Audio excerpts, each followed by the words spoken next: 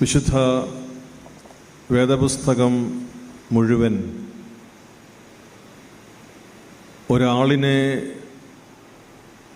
അവതരിപ്പിക്കുന്നതിനും ഒരാളിലേക്ക് പൂർണ്ണമായി ഹൃദയം കേന്ദ്രീകരിക്കുന്നതിനും വേണ്ടി നൽകപ്പെട്ട പരിശുദ്ധാത്മ നിവേശിതമായ വരകളും പ്രവചനങ്ങളും സാക്ഷ്യങ്ങളും പഠനങ്ങളും പ്രബോധനങ്ങളും വാഗ്ദാനങ്ങളും അടങ്ങുന്നതാണ്. നമ്മുടെ കർത്താവായ യേശുക്രിസ്തുവിനെ അവൻ നമ്മുടെ ഇടയിൽ വരുന്നതിനെ സൂചിപ്പിക്കുന്ന അതിൻ്റെ ഒന്നാം ഭാഗവും അവിടുന്ന് ആരെന്ന് നമ്മെ അറിയിക്കുന്ന അതിൻ്റെ രണ്ടാം ഭാഗവും അവിടുന്ന് മഹത്വത്തോടെ വീണ്ടും വരാനിരിക്കുന്ന ആ വലിയ ദർശനത്തെക്കുറിച്ചുള്ള സൂചനകളും നൽകുന്നതാണ് വിശുദ്ധ വേദപുസ്തകം.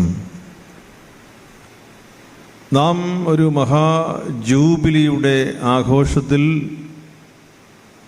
സാർവത്രിക സഭയോട് ചേർന്ന് കേരള സഭയായി ഈ ത്രോണോസിന് ചുറ്റും ഒരുമിച്ച് ചേർന്നിരിക്കുകയാണ്. പ്രത്യാശയുടെ മഹാജൂബിലിയിൽ പ്രാതിനിധ്യ സ്വഭാവത്തിൽ കേരള സഭയായി ദൈവത്തെ സ്തുതിക്കുന്നതിന് കർത്താവായ യേശു ക്രിസ്തുവിനെ ആഴത്തിൽ മനസ്സിലാക്കുന്നതിന് ഈ അനുഭവം ലോകത്തിന് വിശ്വാസത്തോടും ബോധ്യത്തോടും വിട്ടുപിരിയാത്ത ആത്മബന്ധത്തോടും കൂടി പകരുന്നതിന് നമുക്കുള്ള നിയോഗത്തെ ഓർമ്മപ്പെടുത്തുന്നതാണ് എല്ലാ ജൂബിലിയും. എല്ലാ ജൂബിലിയും അവിടുത്തെ തിരുനാമത്തിലേക്കുള്ള അവിടുത്തെ രക്ഷയുടെ വ്യാപാരങ്ങളെക്കുറിച്ചുള്ള ബോധപൂർവമായ സ്വീകരണത്തിന് നമ്മെ ഒരുക്കുന്ന അനുഭവങ്ങളാണ്. മഹാജൂബിലിയുടെ പ്രത്യാശ ജൂബിലി വർഷം ആഘോഷിക്കുമ്പോൾ നമ്മെ സംബന്ധിച്ച് കേരള സഭ ഒരുങ്ങി വന്ന വലിയ നവീകരണ ശുശ്രൂഷയുടെ സമാപനമാണിത്. പരിശുദ്ധ ലയോ 14 മാർപ്പാപ്പ തിരുമേനിയോട് ചേർന്ന് ആഗോള സഭയുടെ ഭാഗമായി അപ്പസ്തോലിക സഭയായി നാം കേരള സഭയായി ജൂബിലിയുടെ ഈ സന്ദേശം സ്വീകരിച്ച് അത് പകരുവാൻ നാം ഒരുങ്ങുന്ന, നമ്മെ ബലപ്പെടുത്തുന്ന, അതിനെ നിർബന്ധിക്കുന്ന സവിശേഷമായ അനുഗ്രഹത്തിൻ്റെ നിമിഷങ്ങളിലാണ്. കർത്താവിനോട് നന്ദി പറയാം. നമ്മെ ഇപ്രകാരം അവിടുത്തെ ജനമായി തെരഞ്ഞെടുക്കപ്പെട്ടവരായി സ്വീകരിച്ചതിന്. നാം സ്വീകരിക്കപ്പെട്ടവരാണ്, മുദ്രയിടപ്പെട്ടവരാണ് ലോകത്തിലെ അടയാളം പേറുന്നതിന്. ഇസ്രായേൽക്കാർ അവരുടെ ഭവനങ്ങളിൽ വാതിലിൻ്റെ കട്ടളപ്പടിയിൽ അവർ ലഭിച്ച മുദ്രയാൽ രക്ഷപ്പെട്ടു. നാം വിശുദ്ധ കുരിശിൻ്റെ അടയാളത്താൽ ലോകത്തിൽ അറിയപ്പെടുന്നവരാണ്.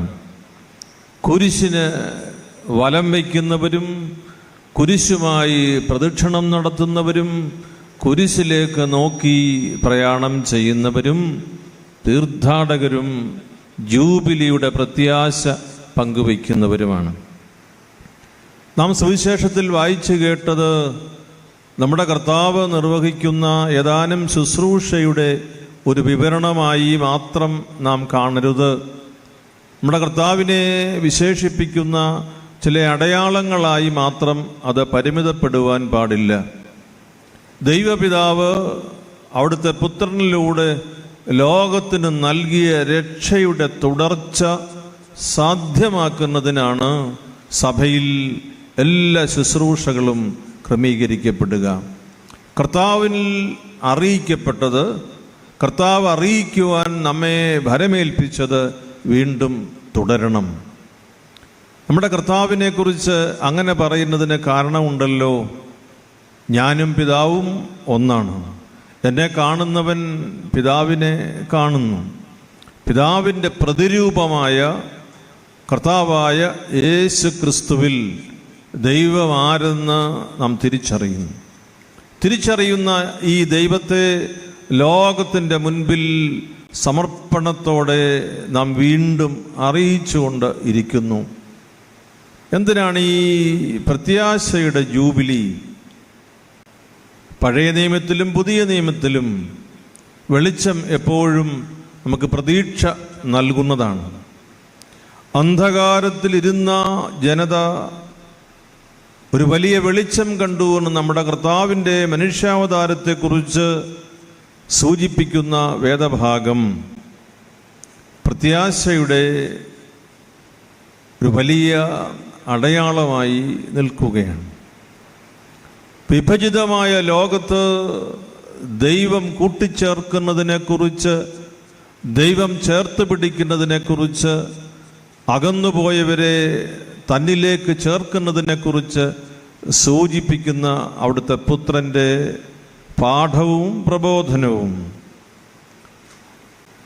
വിശുദ്ധ വേദപുസ്തകത്തിൻ്റെ സിദ്ധിയും സത്തയും നാം ചേർത്ത് വായിക്കുമ്പോൾ ഈ പ്രത്യാശ ലോകത്ത് തുടരുന്നത് ദൈവത്തെ നാം കൂടുതൽ അറിയുന്നതിനും അനുഭവിക്കുന്നതിനും പകരുന്നതിനുമാണ്. നമ്മുടെ സുവിശേഷ പ്രഘോഷണം മാത്രമല്ല, നമ്മുടെ സഭയിലെ സകല ശുശ്രൂഷകളും പ്രത്യാശയുടെ പ്രഘോഷണമാണ്. ഈ അനുഗ്രഹിക്കപ്പെട്ട ഒരു നിയോഗം നമ്മെ സ്വർഗമേൽപ്പിച്ചിരിക്കുന്നു എങ്കിൽ അത് ഏറെ വാത്സല്യത്തിലും കരുതലിലുമാണ്. ജൂബിലിയുടെ കവാടം തുറക്കുന്നത്, അതിലൂടെ പ്രവേശിക്കുന്നത്, ജൂബിലിയുടെ അനുഗ്രഹങ്ങൾ പ്രാപിക്കുന്നത് നാം പ്രത്യാശയുടെ പ്രചാരകരും പ്രഘോഷകരുമായി ലോകത്ത് കാണപ്പെടുന്നതിനാണ്. അന്ധകാരം നിറഞ്ഞു നിൽക്കുമ്പോൾ നിങ്ങൾ പ്രകാശമാണ് എന്ന് ലോകത്തോട് നമ്മെ അടയാളപ്പെടുത്തി കർത്താവ് പറഞ്ഞത് ഒരു വിശേഷണമല്ല, സത്താപരമായ നമ്മുടെ അവസ്ഥയെ പഠിപ്പിക്കുന്നതിനാണ്. നമുക്കും മറ്റുള്ളവർക്കും പ്രത്യാശയുടെ ഈ ജൂബിലി ആഘോഷിക്കുമ്പോൾ ഇത് ദുഷ്കരമായ ഒരു ശുശ്രൂഷയാണ് എന്നത് നാം മറക്കുന്നില്ല. അസാധ്യമായതല്ല, ദൈവത്തോട് ചേർന്ന് നിൽക്കുമ്പോൾ സാധ്യമായ ശുശ്രൂഷയാണ്. നമ്മുടെ കർത്താവിൻ്റെ ജീവിതകാലത്ത് അനേകർ കർത്താവിൽ നിന്ന് അകന്നുപോയി. അവിടുത്തെ ശരീരവും രക്തവും അനുഭവിക്കണമെന്ന് പറഞ്ഞപ്പോൾ ഇടർച്ചയുണ്ടായവർ പിരിഞ്ഞുപോയപ്പോൾ കർത്താവ് ശിഷ്യന്മാരോട് ചോദിക്കുന്നു, നിങ്ങൾ പോകുന്നില്ലേ? പ്രത്യാശയുടെ വാക്കാണ് അവിടെ ശിഷ്യന്മാരുടെ നാവിൽ നിന്ന് വരിക. ഞങ്ങൾ എവിടെ പോകും? നിത്യജീവൻ്റെ വചസ്സുകൾ അവിടുത്തെ പക്കലാണല്ലോ. പ്രിയപ്പെട്ടവരെ, ലോകം വിഭജിതമായും അന്ധകാരത്തിൻ്റെ പിരിമുറുക്കത്തിലും മരണസംസ്കാരത്തിൻ്റെ കൈപ്പിടിയിലും ഒതുങ്ങുന്നു എന്ന് ഭയപ്പെട്ട് നിൽക്കുമ്പോൾ ലോകത്തിന് പ്രത്യാശ കൊടുക്കാൻ ആർക്ക് കഴിയും? വെളിവ് നിറഞ്ഞിരിക്കുന്ന യേശു തമ്പുരാൻ അല്ലാതെ മറ്റാർക്കാണ്? വെളിവ് നിറഞ്ഞോരീശോ നിൻ വെളിവാൽ കാണുന്നു എന്ന് പ്രാർത്ഥിക്കുന്നത് അതിൻ്റെ അടിസ്ഥാനത്തിലാണ്. അന്ധകാരത്തിലിരിക്കുന്ന നാം പ്രകാശമായി കാണുന്നത് ദൈവപുത്രനെയാണ്. പ്രിയപ്പെട്ടവരെ, നാം കേരള സഭയായി ഇവിടെ വന്നിരിക്കുമ്പോൾ ഈ ജനത്തെക്കുറിച്ച്, അവരുടെ മോചനം, അവരുടെ കാഴ്ചശക്തി, കേൾവിശക്തി, അവരെ കാരാഗ്രഹത്തിൽ നിന്ന് വിടുവിക്കുന്നത്, ഇതെല്ലാം കർത്താവിൻ്റെ അത്ഭുതകരമായ ശുശ്രൂഷയായി മാത്രം നാം ചിന്തിക്കുമ്പോൾ രക്ഷാകര പ്രവൃത്തിയെക്കുറിച്ച് ഭാഗികമായ സാക്ഷ്യമാണ് നാം നൽകുക. God's saving act still continues.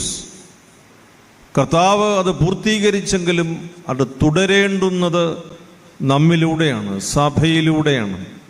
അതിന് സഭ കർത്താവിനെ നോക്കി ലോകത്തോട് പറയുന്നു, നിങ്ങൾ എൻ്റെ അടുക്കൽ വരുവിൻ, ഞാൻ നിങ്ങളെ ആശ്വസിപ്പിക്കാം. അധ്വാനിക്കുന്നവരും ഭാരം വഹിക്കുന്നവരുമായ നിങ്ങൾ എൻ്റെ അടുക്കൽ വരുവിൻ, ഞാൻ നിങ്ങളെ ആശ്വസിപ്പിക്കാം. കർത്താവിനെ കുറിച്ചല്ലാതെ മറ്റാരെക്കുറിച്ച് പറയുവാൻ ലോകത്തിന് കഴിയും? അതേ, നാം ഒരു വലിയ പ്രത്യാശയുടെ സുവിശേഷം ലോകത്തിന് കൊടുക്കണമെന്നാണ് ഈ മഹാജൂബിലിയിൽ സ്വർഗം ആഗ്രഹിക്കുക. ആയിരക്കണക്കിന് തീർത്ഥാടകർ വിശുദ്ധ പത്രോസിന്റെ ബസിലിക്കയുടെ കവാടത്തിൽ, ജൂബിലി കവാടത്തിലൂടെ പ്രവേശിച്ച് പ്രാർത്ഥിച്ച് അനുഗ്രഹീതരായി ലോകത്തിൻ്റെ പല ഭാഗങ്ങളിലുമുള്ളവർ വരികയും സംതൃപ്തിയോടെ തിരികെ പോവുകയും ചെയ്യുന്ന വലിയ കാഴ്ച നാം കണ്ടുകൊണ്ടിരിക്കുമ്പോൾ എങ്ങനെയാണ് പ്രത്യാശയുടെ ജൂബിലി നമുക്ക് തുടരുവാൻ കഴിയുക?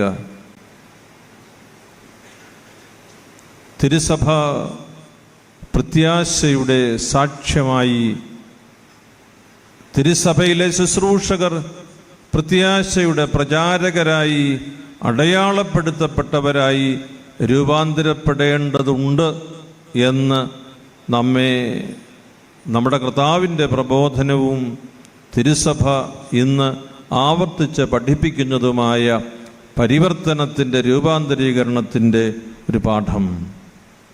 നമുക്ക് കർത്താവിൻ്റെ മുൻപിൽ നന്ദിയോടെ ഈ വിശുദ്ധ ബലി അർപ്പിക്കുമ്പോൾ സന്തോഷത്തോടുകൂടി നമ്മുടെ ഈ രൂപാന്തരീകരണ ശുശ്രൂഷയും രൂപാന്തരപ്പെടുത്തുവാനുള്ള മനസ്സിൻ്റെ സമർപ്പണവും അതിനായുള്ള മുന്നോട്ടുള്ള തീർത്ഥാടക സമൂഹമായി സമർപ്പണ ബുദ്ധിയും നമുക്ക് ദൈവസന്നിധിയിൽ നിന്ന് കൃപയോടെ പരിശുദ്ധാത്മ മുഖാന്തരം ലഭിക്കുമാറാകട്ടെ. നമ്മെ ചേർത്ത് നിർത്തുന്ന ദൈവം ഏറ്റവും ശക്തനാണ്. നാം പറയാറുണ്ടല്ലോ, ഞാൻ എന്തായിരിക്കുന്നുവോ അത് ദൈവ കൃപയാലാകുന്നു. ദൈവ നടത്തിപ്പിനെക്കുറിച്ച്, ദൈവം പരിപാലിക്കുമെന്നതിനെക്കുറിച്ച് ലോകത്തോട് പറയുവാൻ നമുക്ക് കഴിയുന്നത് അവിടുത്തേക്കത് സാധ്യമാണ് എന്ന് തലമുറയായി കൈമാറിത്തന്ന ആ വലിയ വിശ്വാസത്തിൻ്റെ അടിത്തറയിലാണ്. അവിടുത്തേക്ക് സാധ്യമാണ് പ്രകാശത്തിൽ, പ്രത്യാശയിൽ നമ്മെ നിറയ്ക്കാൻ. നാം ബോധ്യമുള്ളവരും സമർപ്പണ ബുദ്ധിയിൽ മുന്നേറുന്നവരും തിരുസഭയായി, തീർത്ഥാടക സമൂഹമായി വ്യാപരിക്കുന്നതിനും വിശുദ്ധീകരിക്കുന്നതിനും, നമ്മുടെ വിശുദ്ധീകരണം വഴി ലോകം വിശുദ്ധീകരിക്കപ്പെടുന്നതിനും സ്വർഗം ആഗ്രഹിക്കുന്ന ഒരു കാലയളവ്. നമ്മുടെ സ്ഥാപനങ്ങൾ, നമ്മുടെ ശുശ്രൂഷകൾ, സേവന മേഖലകൾ, നമ്മുടെ സാധ്യതകളെല്ലാം നമ്മുടെ കൺമുമ്പിലുണ്ട്. എന്നാൽ ക്രൂശിൽ തറയ്ക്കപ്പെട്ടവൻ്റെ ചിത്രം നാം മറയ്ക്കേണ്ടതില്ല. അത് ദുർബലനായ ഒരുവൻ്റെ അടയാളമല്ല, ലോകത്തെ വിശുദ്ധീകരിച്ച, ലോകത്തെ ജയിച്ചവൻ്റെ സജീവമായ രൂപമാണ്. ഈ ലോകത്തിന്, ഈ കാലഘട്ടത്തിന് മനസ്സിലാക്കുവാനാവാത്ത അത്ഭുതകരമായ രൂപാന്തരീകരണ ശക്തിയുള്ള ഈ കാഴ്ച കാണുന്നതിനും ലോകത്തിന് കൊടുക്കുന്നതിനുമാണ് നമ്മുടെ പൗരോഹിത്യവും മഹാപുരോഹിത ശുശ്രൂഷയും സമർപ്പണ ജീവിതവും നമ്മുടെ അടിസ്ഥാന ഗാർഹിക സഭയുടെ ദൗത്യവും വളർച്ചയും എല്ലാം. നമുക്ക് വിട്ടുകൊടുക്കാം പരിശുദ്ധാത്മ നടത്തിപ്പിന്. നാം തിരിച്ചറിവില്ലാത്തവരെ പോലെ വ്യാപരിക്കരുതെന്ന് നമ്മെക്കുറിച്ച് സ്വർഗം ആഗ്രഹിക്കുന്നു. നാം കൃപ സ്വീകരിച്ചവരും കൃപ ഭരമേൽപ്പിക്കപ്പെട്ടവരുമാണ്. പ്രത്യാശ കൊടുക്കാനുള്ള കൃപ ലഭിച്ചവരാണ് നാം അത് നിർവഹിക്കുവാൻ കടപ്പെട്ടവർ. തിരിച്ചറിയാതെ പോകരുതെന്ന് പരിശുദ്ധാത്മാവ് നമ്മെ ആവർത്തിച്ച് ഓർമ്മപ്പെടുത്തുന്നു. ദൈവം നമ്മുടെ കൂടിവരവിനെ സമൃദ്ധമായി അനുഗ്രഹിക്കട്ടെ. നമ്മുടെ കൂടിവരവ് കേരള സഭയ്ക്ക്, കേരള ദേശത്തിന് പ്രത്യാശ കൊടുക്കുന്നതിന് ഇടയാകട്ടെ. ക്രൂശിക്കപ്പെട്ടവനും ഉയർത്തെഴുന്നേറ്റവനുമായ നമ്മുടെ കർത്താവ് പ്രത്യാശ നൽകി നമ്മുടെ സഭാ സമൂഹങ്ങളെയെല്ലാം കൂടുതൽ ബലപ്പെടുത്തട്ടെ എന്ന് പ്രാർത്ഥിക്കുന്നു. നമ്മുടെ സഭയുടെ പൊതുവായ ജൂബിലി ആഘോഷമായി പ്രാതിനിധ്യ സ്വഭാവത്തിൽ ഇവിടെ കൂടിയിരിക്കുമ്പോൾ നമുക്ക് ദൈവത്തോട് നന്ദി പറയാം, അവിടുത്തോട് ചേർന്ന് നിൽക്കാം. വിപുലമായ വലിയ ഒരു സംവിധാനമാണ് ജൂബിലിക്കായി നാം ആഗ്രഹിച്ചത് എങ്കിലും പല കാരണങ്ങളാൽ അത് 2 പ്രാവശ്യം മാറ്റി ക്രമീകരിക്കേണ്ടി വന്നു എന്നത് നാം ഓർക്കുകയാണ്. ഇങ്ങനെ ഒരു പ്രാതിനിധ്യ സ്വഭാവത്തിൽ സഭയായി പ്രത്യാശയുടെ ജൂബിലി നാം ആഘോഷിക്കുന്നതിന് സ്വർഗത്തിന് ഒരു കാരണമുണ്ട് എന്നത് ഉറപ്പാണ്. നാം അത് പ്രാർത്ഥനാപൂർവം തിരിച്ചറിയുക എന്നതാണ് നമ്മുടെ ദൗത്യം. നമ്മെ പൂർണ്ണമായി വിശ്വസിച്ച് ഈ ചെറു സമൂഹത്തിൻ്റെ ഈ പ്രാതിനിധ്യ സ്വഭാവത്തെ സ്വർഗം വളരെ ഗൗരവമായി ഈ ശുശ്രൂഷ ഏൽപ്പിക്കുന്നു എന്നത് നമുക്ക് മറക്കാതെ ഇരിക്കാം. നാം പ്രത്യാശ കൊടുക്കുന്ന സുവിശേഷത്തിൻ്റെ, നമ്മുടെ കർത്താവിൻ്റെ അടയാളമായി വ്യാപരിക്കുന്നതിന് സ്വർഗം ആഗ്രഹിക്കുന്നത് അപ്രകാരം പരിശുദ്ധ അമ്മയെ പോലെ നമുക്ക് പറഞ്ഞ് സ്വീകരിക്കാം. ഇതാ ഞാൻ കർത്താവിൻ്റെ ദാസി. ദൈവം നമ്മെ സമൃദ്ധമായി, നമ്മുടെ ദേശത്തെ സമൃദ്ധമായി, നമ്മുടെ സഭയെ അവിടുത്തെ കൃപ കൊണ്ട് സമൃദ്ധമായി അനുഗ്രഹിക്കുമാറാകട്ടെ.